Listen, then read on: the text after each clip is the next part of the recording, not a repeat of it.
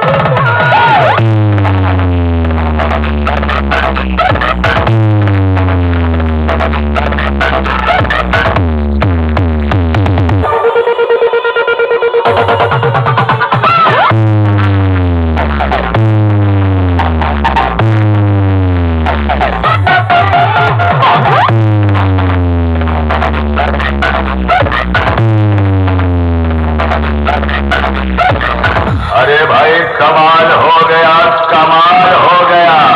ये साला इतना घटिया बजाया कि जूता लात खा के हलाल हो गया। अब हम हो जूता लात दे सारे कुल बेइज्जती करवाई दी है तू। हम है कॉम्पिटिशन किंग।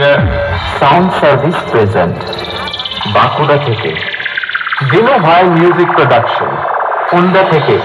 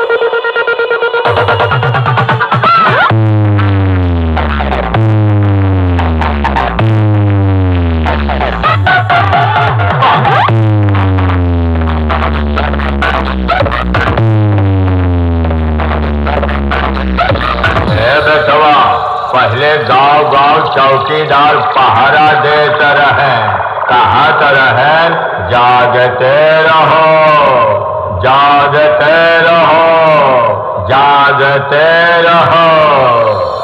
आ गया तुम सबका बाप। সাউন্ড সার্ভিস প্রেজেন্ট বাঁকুড়া থেকে। अब तुम लोग भागते रहो, भागते रहो, भागते रहो। बोले तो दिखाएगा हाथी, निकली चिट्ठी। लगता है मावा जी की उम्र हो गई है बाबा।